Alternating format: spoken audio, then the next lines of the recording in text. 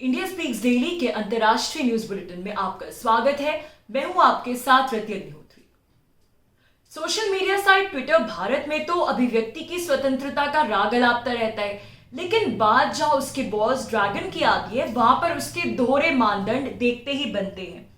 वहां पर वो किसी की भी अभिव्यक्ति की स्वतंत्रता पर प्रहार करने में जरा भी नहीं हिचकता, बल्कि ऐसे ट्वीट्स की तलाश में रहता है जिससे कहीं उसके बॉस ड्रैगन को बुरा ना लग जाए, कहीं वो नाराज ना हो जाए।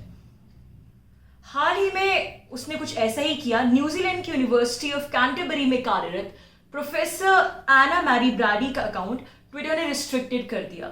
अकाउंट रिस्ट्रिक्टेड होने के कुछ समय पहले ही प्रोफेसर एना ने कुछ ट्वीट्स शेयर किए थे जिसमें उन्होंने चीनी राष्ट्रपति शी जिनपिंग पर व्यंग्यात्मक प्रहार किए थे। एक प्रकार से फप्तियां कसी थी, कह सकते हैं कि एक प्रकार से मजाक उड़ाया था उन्होंने चीनी राष्ट्रपति शी जिनपिंग का अपने ट्वीट्स के माध्यम से।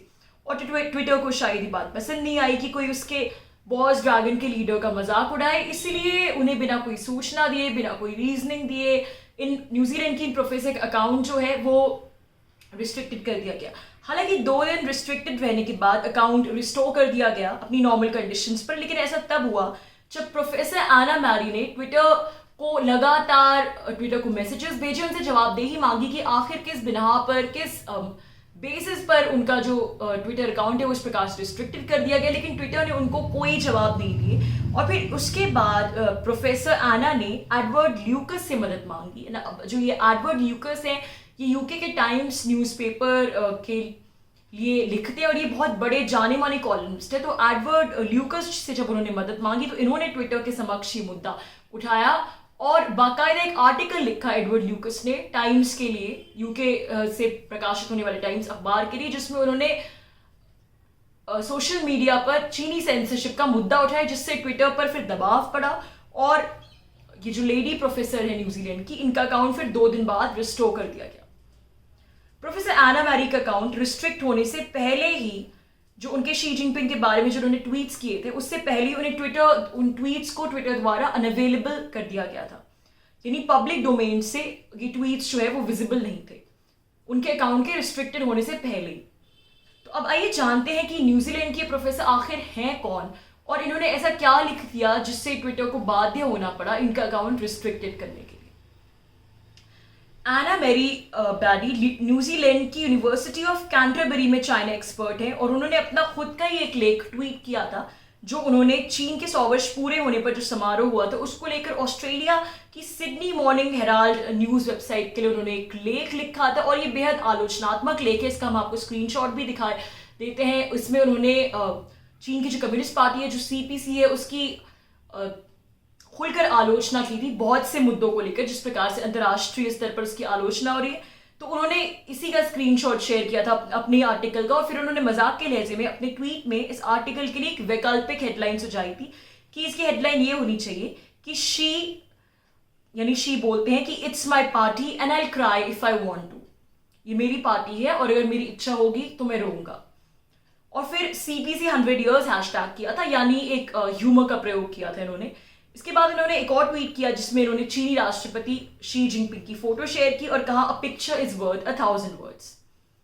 खबरों के अनुसार उन्होंने ट्वीट में इस बात पर भी ध्यान केंद्रित किया कि जब चीन की कम्युनिस्ट पार्टी को 90 साल पूरे हुए थे तो विश्व के बहुत से देशों से बधाइयां आई थी, लेकिन 100 वर्ष पूरे होने के बाद जो है वो इक्का दुक्का लीडर्स ने ही शी जिनपिंग को बधाई दी, चाइना को बधाई दी। और ये बात उन्होंने अपने आर्टिकल में भी हाईलाइट की है कि यानी जो ड्रैगन का जो तानाशाह जैसा रवैया होता जा रहा है और जिस प्रकार से विभिन्न मुद्दों को लेकर जो उसका रिएक्शन, जो प्रतिक्रिया, वो जिस प्रकार से विभिन्न स्थितियों को हैंडल कर रहा है, उससे वैश्विक मंच पर उसे अलग किया जा रहा है। इस बात की तरफ उन्होंने इशारा किया न्यूजीलैंड की प्रोफेसर ने।